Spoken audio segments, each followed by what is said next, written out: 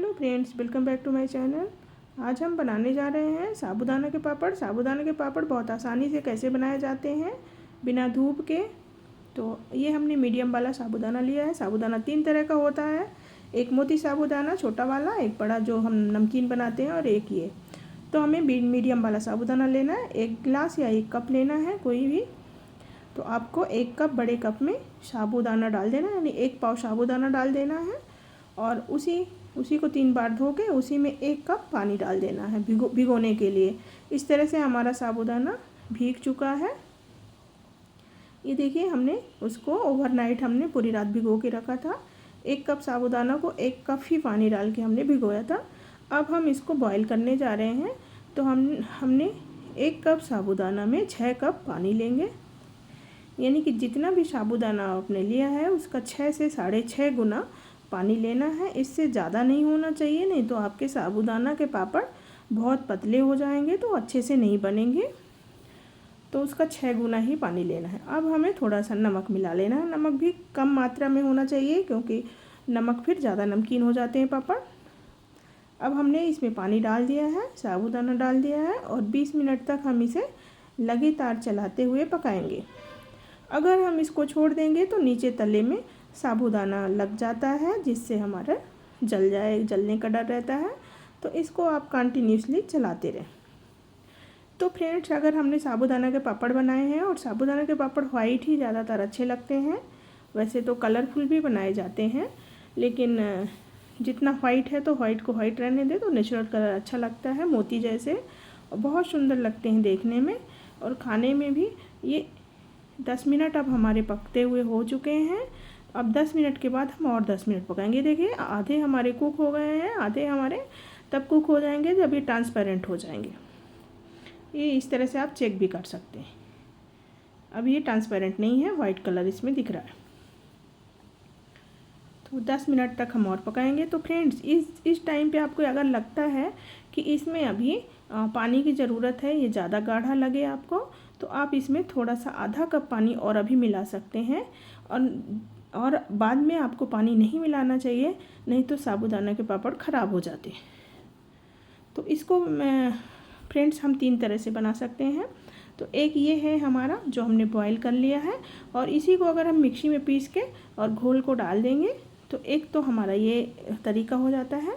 दूसरा तरीका ये है कि हमने साबूदाना भिगो के रखा है, और इसको एक स्टीमर में चूड़ियाँ रख के और एक परत हमने साबूदाना की लगा के उसको स्टीम कर दिया।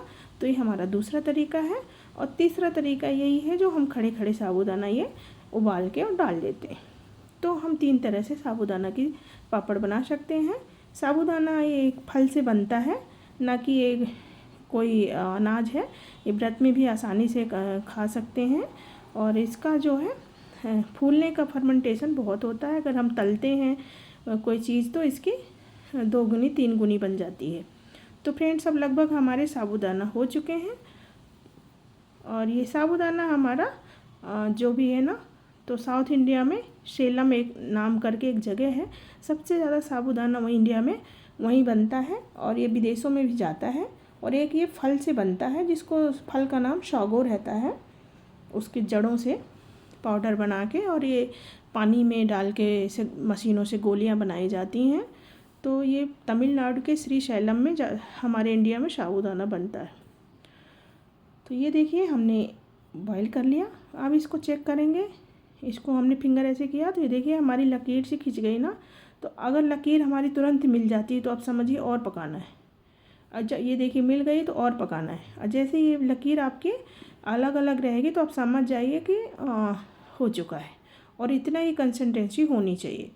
तो अब हमारा जो है, हम इसको इस तरह से चला करके, ये देखिए हमने चला दिया। अब हमारा लगभग साबूदाना ट्रांसपेरेंट हो चुका है। बस 3 मिनट और पकाना है। अब हम इसको गैस बंद कर देंगे और छत में ले जाएंगे। तो फ्रेंड्स, हम इसको ठंडा होने के बाद इसको ठंडा होने दिया है हमने। और ये देखिए इस तरह से और भी गाढ़ा हो गया है। ये देखिए, आप चम्मच को गिरा के नीचे देखिए तो पता चलता है गाढ़ा हो चुका है। अब हम कैसे भी डाल सकते हैं, ऐसे भी आप डाल सकते हैं, लेकिन आप अगर चूड़ी के रख के आप डालेंगे तो इसमें एक अच्छी सी शेप बन जाती है, और देखने में भी सुंदर लगते हैं, और साइज़ भी एक जैसा रहता है। तो फ्रेंड्स इस तरह से 2-2 चम्मच 3-3 चम्मच डाल के, चम्मच यानी स्पून, छोटा स्पून, ये हमारी बड़ी वाली स्पून है, डोसा वाली है, तो इसमें हम थोड़ा सा 2 स्पून ले लेते हैं और इस तरह से इसको इक्वल फैला देते हैं।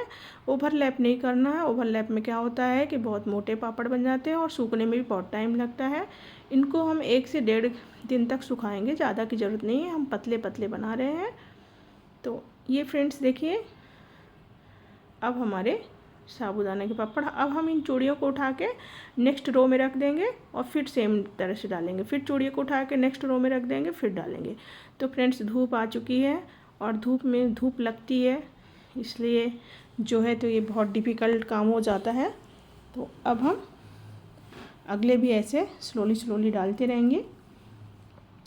फ्रेंड्स ये 1 गिलास साबूदाने से हमारे ढेर सारे पापड़ बन जाते हैं। अगर हम बाज़ार से लाते हैं तो हमें ये बहुत महंगे पड़ते हैं और घर में बनाने से सस्ते पड़ जाते हैं। इस तरह से हमने सारे साबूदाने के पापड़ बना लिए। देखिए अभी सूखते रहेंगे 2 दिन तक, मैं इनको बिल्कुल भी टच नहीं करूँगी और 2 दिन बाद मैं इन्हें उठा के और आपको दिखाऊंगी, फिर इनको तल के दिखाऊंगी कैसे तला है मैंने। तो आप भी बनाइए। अगर आप इसमें कलर डालना चाहते हैं तो कलर डाल दें, वैसे तो ये वाइट कलर की मोती अच्छी लगती हैं, तो ऐसे ही आप बनाए रहने दें नेचुरल कलर। तो फ्रेंड्स आपने अगर अभी तक मेरे चैनल को, तो फ्रेंड्स कैसी लगी मेरी रेसिपी, और ये बहुत जल्दी बन गई, घर में बन गई। 1 कप साबूदाने से ही पूरे परिवार के लिए, पूरे घर के लिए बन गई। देखिए हमारे 1 थाली भर के हमारे पापड़ बने हैं, यानी कि मेरे 70-80 पापड़ बन गए थे, 80 से भी ऊपर थे, मैंने पूरे नहीं काउंट किए थे। तो ये देखिए सिर्फ थोड़े से साबूदाना से इतने अच्छे पापड़, ये हम आपको ये इसका पतलापन दिखा रहे हैं कि मैंने कितना पतला है। देखिए हमारे सन आपको दिख रहा है ना उस साइड का, तो आप समझ लीजिए हमारे पापड़ बढ़िया परफेक्ट और पतले बने हुए हैं। आप भी इसी तरह से बनाइए और पतले पतले ही बनाइए, क्योंकि फूलने के बाद, ये तलने के बाद बहुत मोटे हो जाते हैं। तो कैसी लगी मेरी ये रेसिपी, आप ज़रूर सब्सक्राइब कीजिए, कमेंट कीजिए, अब बताइएगा कैसा आपने बनाया है, आपने कैसा बनाया है आप भी मुझे बताइएगा, मैं आपका भी देखूँगी। अब हम इसको हाई टेम्परेचर ऑयल में तलेंगे। साबूदाने के पापड़ को हमेशा हाई टेम्परेचर में तलना चाहिए, क्योंकि जितना हाई टेम्परेचर में तलेंगे तो फटाक से वो फूल जाते हैं, वरना वो कड़े कड़े से थोड़ा रहते हैं, खिंचे खिंचे से। तो ये देखिए अब हमारा हो गया। इसी तरह से मैं 2-3 आपको तल के दिखा देती हूँ कैसे तलना। ये साबूदाना पापड़ डालने के बाद नीचे को हमेशा दबाना चाहिए, दबाने के बाद इसको पलट देना चाहिए और इसको सीधा करने की कोशिश करें चिमटे की सहायता से, क्योंकि ये मुड़ जाते हैं। और तेल ऐसे इस तरह से रख लें कि इसका तेल ओवर जो ऑयल है वो पूरा निकल जाए, और उसके बाद आप इसको एक छन्नी में रख दें, पेपर नैपकिन में रख दें, जो एक्स्ट्रा ऑयल होगा वो सूख जाएगा। तो फ्रेंड्स अब भी और भी हम 1-2 और आपको दिखा देते हैं। ये देखिए कितना अच्छा है, कितना बड़ा है, सिर्फ 1 चूड़ी शेप का था और ये 3 चूड़ी के बराबर हमारा हो गया है। इस तरह से आप बनाएं, घर पे बनाएं, चाहिए तो कलर डालें, नहीं तो आप वाइट ही रहने दें। मुझे वाइट बहुत पसंद है तो मैं वाइट ही रहने देती हूँ। तो ये फ्रेंड्स हमारे पापड़ बन चुके हैं।